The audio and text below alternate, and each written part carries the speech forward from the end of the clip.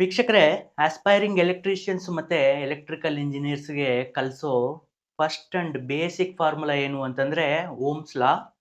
ಇದನ್ನ George Simon Ohm ಅನ್ನೋರು discover ಮಾಡಿದ್ರು. ಇವರು ಜರ್ಮನ್ ಮ್ಯಾಥಮೆಟಿಷಿಯನ್ ಮತ್ತು ಫಿಸಿಸಿಸ್ಟ್ ಆಗಿದ್ರು. ಇವ್ರು ಕಂಡುಹಿಡಿದಿರೋದೇ ಓಮ್ಸ್ ಲಾ. ಓಮ್ಸ್ ಲಾ ಏನ್ ಹೇಳುತ್ತೆ ಅಂತಂದ್ರೆ, ಒಂದು ಕ್ಲೋಸ್ಡ್ ಸರ್ಕ್ಯೂಟ್ ಅಲ್ಲಿ current will be directly proportional to the voltage, inversely proportional to the resistance ಅಂತ ಹೇಳುತ್ತೆ. ಅಂದ್ರೆ ವೋಲ್ಟೇಜ್ ಜಾಸ್ತಿ ಆದ್ರೆ ಕರೆಂಟ್ ಫ್ಲೋ ಕೂಡ ಜಾಸ್ತಿ ಆಗುತ್ತೆ. ಹಾಗೆ ವೋಲ್ಟೇಜ್ ಕಡಿಮೆ ಆದ್ರೆ ಕರೆಂಟ್ ಫ್ಲೋ ಕೂಡ ಕಡಿಮೆ ಆಗುತ್ತೆ. ಮತ್ತೆ ರೆಸಿಸ್ಟೆನ್ಸ್ ಜಾಸ್ತಿ ಆದ್ರೆ ಕರೆಂಟ್ ಫ್ಲೋ ಕಡಿಮೆ ಆಗುತ್ತೆ. ರೆಸಿಸ್ಟೆನ್ಸ್ ಕಡಿಮೆ ಆದ್ರೆ ಕರೆಂಟ್ ಫ್ಲೋ ಜಾಸ್ತಿ ಆಗುತ್ತೆ ಅನ್ನೋದೇ ಇದರ ಉದ್ದೇಶ. ಇದು ನಿಮ್ಗೆ ಎಲ್ಲಿ ಯೂಸ್ ಆಗುತ್ತೆ ಅಂತಂದ್ರೆ ನೋಡಿ, ಟ್ರಾನ್ಸ್ಮಿಷನ್ ಲೈನ್ಸ್ ಅಲ್ಲಿ ಯೂಸ್ ಆಗುತ್ತೆ. ಇದು ಇಂಥ ಜಾಗದಲ್ಲಿ ಆಗೋದಿಲ್ಲ ಅನ್ನೋ ತರ ಇಲ್ಲ. ಎಲೆಕ್ಟ್ರಿಕಲ್ ಅಲ್ಲಿ ಆಲ್ಮೋಸ್ಟ್ ಎಲ್ಲ ಜಾಗದಲ್ಲಿ ಯೂಸ್ ಆಗುತ್ತೆ. ಆದ್ರೆ ಇದಕ್ಕಿರೋ ಒಂದು ಕಂಡೀಷನ್ ಏನು ಅಂತಂದ್ರೆ, ಆ ಕಂಡಕ್ಟರ್ಸ್ ಮತ್ತೆ ಆ ಸರ್ಕ್ಯೂಟ್ ಏನಿದೆ ಅಲ್ವಾ, ಅದು ಓಮಿಕ್ ಮೆಟೀರಿಯಲ್ಸ್ ಇಂದ ಬಿಲ್ಡ್ ಮಾಡಲ್ಪಟ್ಟಿರಬೇಕು. ಫಾರ್ ಎಕ್ಸಾಂಪಲ್, ಓಮಿಕ್ ಮೆಟೀರಿಯಲ್ಸ್ ಅಂತಂದ್ರೆ ಕಾಪರ್, ಸಿಲ್ವರ್, ಅಲ್ಯೂಮಿನಿಯಂ, ಗೋಲ್ಡ್, ಈ ತರದ್ದು. ಅಂದ್ರೆ ಗುಡ್ ಕಂಡಕ್ಟರ್ಸ್ ಅಂತ ನಾವೇನ್ ಅಂತೀವಲ್ವಾ, ಈ ಗುಡ್ ಕಂಡಕ್ಟರ್ಸ್ನೇ ಓಮಿಕ್ ಮೆಟೀರಿಯಲ್ ಅಂತ ಕರಿತೀವಿ. ಇನ್ ಕೇಸ್ ನೀವು ಬೇರೆ ಮೆಟಲ್ ಅಲ್ಲಿ ಏನಾದ್ರು ಸರ್ಕ್ಯೂಟ್ ಬಿಲ್ಡ್ ಮಾಡಿದ್ರೆ ಓಮ್ಸ್ ಲಾ ಅನ್ನೋದು ಅಲ್ಲಿ ಕೆಲಸ ಮಾಡಲ್ಲ ಅಂತಾನು ಹೇಳ್ತಾರೆ. ಇದನ್ನ ನಾನು ಡೆಮಾನ್ಸ್ಟ್ರೇಟ್ ಮಾಡಿ ತೋರಿಸ್ತೀನಿ. ಅಫ್ಕೋರ್ಸ್ ನಾನು ಕೂಡ ಈ ಎಕ್ಸ್ಪೆರಿಮೆಂಟ್ ಯಾವತ್ತೂ ನಾನು ಮಾಡಿರ್ಲಿಲ್ಲ. ನನ್ಗೆ ಗೊತ್ತಿತ್ತು ಓಮ್ಸ್ ಲಾ ಏನು, ಅದು ಹೆಂಗೆ ವರ್ಕ್ ಆಗುತ್ತೆ ಅಂತ. ಆದ್ರೆ ಅದಕ್ಕೋಸ್ಕರ ಅಂತ ಡೆಡಿಕೇಟೆಡ್ ಆಗಿ ಇದು ಎಕ್ಸ್ಪೆರಿಮೆಂಟ್ ಮಾಡಿರ್ಲಿಲ್ಲ. ಇದನ್ನ ಇವತ್ತು ಮಾಡಿ ನೋಡೋಣ. ನಾನು ಇದು ಓಮ್ಸ್ ಲಾ ಹೇಳ್ದಂಗೆನೆ ವರ್ಕ್ ಆಗುತ್ತಾ ಏನು ಅಂತ ತಿಳ್ಕೊಳ್ಳೋಕೆ ನಿಮ್ಮಷ್ಟೇ ನಾನು ಕುತೂಹಲದಿಂದಾನೆ ವೆಯ್ಟ್ ಮಾಡ್ತಾ ಇದ್ದೀನಿ. ಇವಾಗ ಇಲ್ಲಿ ನೋಡೋಣ. ಇಲ್ಲಿ ನೋಡಿ, ನಮ್ಮ ಹತ್ರ ವೋಲ್ಟೇಜ್ನ ರೆಗ್ಯುಲೇಟ್ ಅಂದ್ರೆ ಸಪ್ಲೈ ವೋಲ್ಟೇಜ್ನ ರೆಗ್ಯುಲೇಟ್ ಮಾಡೋದಕ್ಕೆ ನಮ್ಮ ಹತ್ರ ಒಂದು ವೋಲ್ಟೇಜ್ ರೆಗ್ಯುಲೇಟರ್ ಸರ್ಕ್ಯೂಟ್ ಇದೆ. ಇಲ್ಲಿ ಇದೆ ನೋಡಿ, ಇದಕ್ಕೆ ಇನ್ಪುಟ್ ಕೊಟ್ಟಿದ್ದೀವಿ. ಈ ವೋಲ್ಟೇಜ್ ರೆಗ್ಯುಲೇಟರ್ ಇಂದ ಔಟ್ಪುಟ್. ಇಲ್ಲಿ ನಾನು ಒಂದು ಪ್ಲಗ್ ಯೂಸ್ ಮಾಡ್ತಾ ಇದ್ದೀನಿ, ಸ್ಮಾರ್ಟ್ ಪ್ಲಗ್. ಆಕ್ಚುಲಿ ನನ್ನ ಹತ್ರ ಇದೆಲ್ಲ ಮಾಡೋದಕ್ಕೆ ಬೇಕಾದ ಪ್ರೊಫೆಷನಲ್ ಎಕ್ವಿಪ್ಮೆಂಟ್ ಇಲ್ಲ. ಆದ್ರೂ ಕೂಡ ನಾನು ಅಫೋರ್ಡ್ ಮಾಡೋ ರೇಂಜ್ ನಲ್ಲಿ ನಾನು ಇದನ್ನ ಪರ್ಚೇಸ್ ಮಾಡಿದ್ದೀನಿ. Smart plug. ಇದು nothing but a ohm meter, volt meter, energy meter plus watt meter ಕೂಡ ಇದರಲ್ಲೇ ಇದೆ. ಇದನ್ನ ಈ ಮೆಜರ್ಮೆಂಟ್ ಮಾಡೋದಕ್ಕೆ ನಾವು ಇದನ್ನ ಯೂಸ್ ಮಾಡ್ತಾ ಇದ್ದೀವಿ. ಹಾಗೆ ರೆಸಿಸ್ಟೆನ್ಸ್ ನ ಅಡ್ಜಸ್ಟ್ ಮಾಡೋದಕ್ಕೆ, ಅಂದ್ರೆ ಇನ್ಕ್ರೀಸ್ ಡಿಕ್ರೀಸ್ ಮಾಡೋದಕ್ಕೆ ಒಂದು ಫ್ಯಾನ್ ರೆಗ್ಯುಲೇಟರ್ ಯೂಸ್ ಮಾಡ್ತಾ ಇದ್ದೀವಿ. Old model. ಇದ್ರೊಳಗಡೆ ಒಂದು ರೆಸಿಸ್ಟೆನ್ಸ್ ಇರುತ್ತೆ. ಹಾಗೆ ಆಸ್ ಎ ಲೋಡ್ ಒಂದು ಬಲ್ಬ್ ಯೂಸ್ ಮಾಡ್ತಾ ಇದ್ದೀವಿ. ಈ ಬಲ್ಬ್ ನ ಸ್ಪೆಸಿಫಿಕೇಶನ್ ನಾನು ನಿಮ್ಗೆ ಆಮೇಲೆ ಹೇಳ್ತೀನಿ. ಈಗ ಲೋಡ್ ನ ಸಪ್ಲೈಗೆ ಕನೆಕ್ಟ್ ಮಾಡೋಣ. ಸಪ್ಲೈಗೆ ಕನೆಕ್ಟ್ ಮಾಡಿ ನೋಡಿ, ಇದನ್ನ ಆನ್ ಮಾಡ್ತೀನಿ ನಾನು.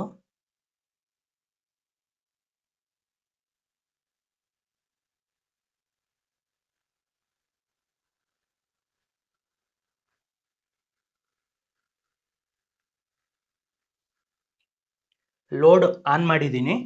ಈಗ ಇದರ ಕರೆಂಟ್ ಮತ್ತೆ ವೋಲ್ಟೇಜ್ ಪ್ಯಾರಾಮೀಟರ್ ಹೇಗಿದೆ ಅಂತ ನೋಡೋಣ. ಇಲ್ಲಿ ನೋಡ್ಕೊಂಡ್ರೆ 189 ವೋಲ್ಟ್ಸ್ ಅಲ್ಲಿ 130 ವ್ಯಾಟ್ಸ್ ಲೋಡ್ ಇದೆ. ಈಗ ನಾನು ಎಕ್ಸಾಕ್ಟ್ಲಿ 200 ಸೆಟ್ ಮಾಡ್ತೀನಿ ವೋಲ್ಟೇಜ್ನ. ಓಕೆ, 196 ವೋಲ್ಟೇಜ್ ಕೊಟ್ಟಿದ್ದೀನಿ ಈ ಲೋಡ್ಗೆ. ಹಾಗೆ ಕರೆಂಟ್ ಬಂದ್ಬಿಟ್ಟು 693.82 ಮಿಲಿ ಆಂಪ್ಸ್ ತಗೊಳ್ತಾ ಇದೆ. ಇಟ್ ಮೀನ್ಸ್ 140 ವ್ಯಾಟ್ಸ್ ಲೋಡ್ ಇದೆ ಇಲ್ಲಿ ನಮ್ಮ ಹತ್ರ. ಈಗ ಓಮ್ಸ್ ಲಾ ಫಸ್ಟ್ ಏನ್ ಹೇಳುತ್ತೆ, current will be directly proportional to the voltage ಅಂತ ಹೇಳುತ್ತೆ. ಅಂದ್ರೆ ವೋಲ್ಟೇಜ್ ಬೆಳೆದ್ರೆ ಕರೆಂಟ್ ಕನ್ಸಂಪ್ಷನ್ ಜಾಸ್ತಿ ಆಗುತ್ತೆ, ಅಂದ್ರೆ ಕರೆಂಟ್ ಫ್ಲೋ ಜಾಸ್ತಿ ಆಗುತ್ತೆ. ವೋಲ್ಟೇಜ್ ಕಡಿಮೆ ಆದ್ರೆ ಕರೆಂಟ್ ಫ್ಲೋ ಕಡಿಮೆ ಆಗುತ್ತೆ ಅಂತ ಹೇಳುತ್ತೆ. ಈಗ ನಾನು ತೋರಿಸ್ತೀನಿ ನಿಮ್ಗೆ. ಈಗ ಫಸ್ಟ್ ವೋಲ್ಟೇಜ್ ನಾವು ರೆಡ್ಯೂಸ್ ಮಾಡಿ ನೋಡೋಣ. 198 ಅಲ್ಲಿ 692 ಮಿಲಿ ಆಂಪ್ಸ್ ತಗೊಳ್ತಾ ಇದೆ ಅಲ್ವಾ. 139 ವ್ಯಾಟ್ಸ್ ಇದೆ ಟೋಟಲ್ ಲೋಡ್.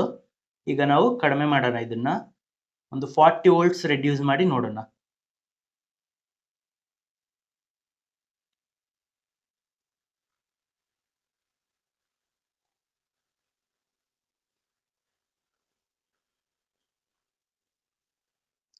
ಇಲ್ಲಿ ನೋಡ್ಬೋದು 153 ವೋಲ್ಟೇಜ್ ಇದೆ. So near by round figure ಮಾಡ್ಕೊಳ್ಳೋಣ ನಾವು ಇದನ್ನ. 155 ಅನ್ಕೊಳ್ಳಿ. ಓಕೆ 160 ಅನ್ಕೊಳ್ಳಿ. 160 ವೋಲ್ಟ್ಸ್ ಅಲ್ಲಿ 615.77 ಮಿಲಿ ಆಂಪಿಯರ್ ತಗೊಳ್ತಾ ಇದೆ. ಅಂದ್ರೆ ಮೊದಲಿಗಿಂತ ಕರೆಂಟ್ ಕನ್ಸಂಪ್ಷನ್ ಸ್ವಲ್ಪ ಕಡಿಮೆ ಆಗಿದೆ. So over all power consumption ಎಷ್ಟಿದೆ? 98 ವ್ಯಾಟ್ ಆಗಿದೆ. ಫಸ್ಟ್ 130 ವ್ಯಾಟ್ ಇತ್ತಲ್ಲ, ಈಗ 98 ವ್ಯಾಟ್ ಆಗಿದೆ. ಸೊ ವೋಲ್ಟೇಜ್ ಇನ್ಕ್ರೀಸ್ ಆದ್ರೆ ಏನಾಗುತ್ತೆ ಅಂತ ನೋಡೋಣ. ಈಗ ವೋಲ್ಟೇಜ್ ನಾನು 240 ಮಾಡ್ತೀನಿ.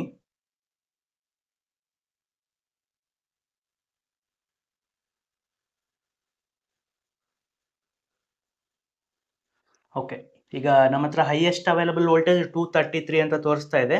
ನಾವು 240 ಅಂತಾನೆ ಕನ್ಸಿಡರ್ ಮಾಡೋಣ ಅದನ್ನ. ಈಗ ನೋಡಿ, ಕರೆಂಟ್ ಕನ್ಸಂಪ್ಷನ್ 755.97 ಮಿಲಿ ಆಂಪ್ಸ್ ತಗೊಳ್ತಾ ಇದೆ.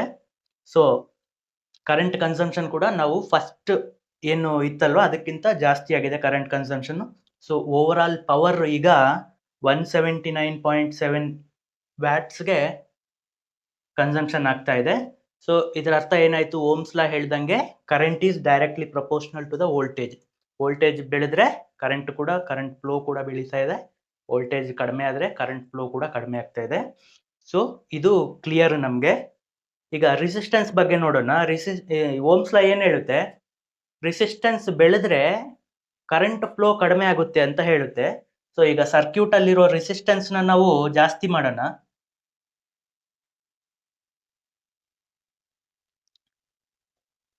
ಸೊ ಈಗ ಒಂದು ಲೆವೆಲ್ಗೆ ರೆಸಿಸ್ಟೆನ್ಸ್ ನಾವು ಕಡಿಮೆ ಮಾಡಿದೀವಿ. ಈಗ ನೋಡ್ಕೊಂಡ್ರೆ ಸೇಮ್ ವೋಲ್ಟೇಜ್ ಕಾನ್ಸ್ಟೆಂಟ್ ಆಗೇ ಇದೆ 235, ಬಟ್ ಕರೆಂಟ್ ನೋಡ್ಕೊಂಡ್ರೆ 662 ಮಿಲಿ ಆಂಪ್ಸ್ ಇದೆ. ಓವರ್ ಆಲ್ ಪವರ್ ಇಸ್ 155.59 ಆಗಿದೆ. ಸೊ 155 ವ್ಯಾಟ್ಸ್ ಆಗಿದೆ. ರೆಸಿಸ್ಟೆನ್ಸ್ ಇನ್ನೂ ಸ್ವಲ್ಪ ಜಾಸ್ತಿ ಮಾಡೋಣ.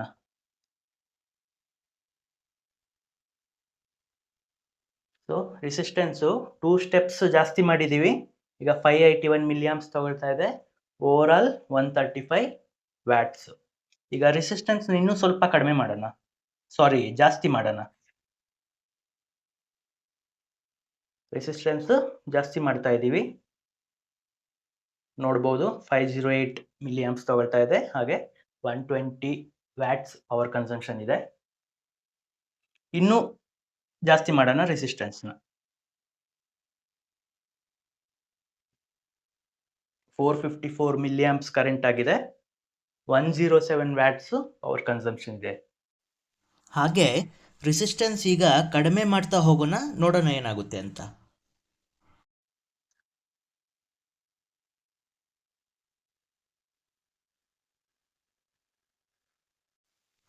ನೋಡಿ, ರೆಸಿಸ್ಟೆನ್ಸ್ ಕಡಿಮೆ ಆಗ್ತಾ ಇದ್ದಂಗೆ ಕರೆಂಟ್ ಫ್ಲೋ ಕೂಡ ಜಾಸ್ತಿ ಆಗ್ತಾ ಇದೆ ಸರ್ಕ್ಯೂಟ್ ಅಲ್ಲಿ.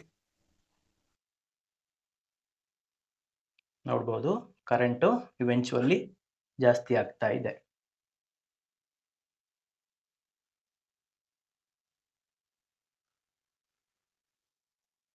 ಈಗ ಝೀರೋ ರೆಸಿಸ್ಟೆನ್ಸ್ ಇಡ್ತಿದ್ದೀನಿ. ಝೀರೋ ರೆಸಿಸ್ಟೆನ್ಸ್ ಅಲ್ಲಿ ಈ ಬಲ್ಬ್ ಫುಲ್ ಪವರ್ ಏನಿದೆಯೋ ಅಷ್ಟು ತಗೊಳ್ತಾ ಇದೆ. 176 at the given voltage of 230 volts 176 watts ಅಲ್ಲಿ ನಡೀತಾ ಇದೆ. ಇದು ಓಮ್ಸ್ ಲಾ ಎಕ್ಸ್ಪೆರಿಮೆಂಟು ನಿಮಗೆ ಅರ್ಥ ಆಯಿತು ಅಂತ ಅನ್ಕೊಳ್ತೀನಿ. ಇನ್ನೂ ನಿಮ್ಗೆ ಏನಾದರೂ ಡೌಟ್ಸ್ ಇದ್ದರೆ ಕಮೆಂಟ್ಸಲ್ಲಿ ತಿಳಿಸ್ಕೊಡಿ, ಹೇಳ್ತೀನಿ.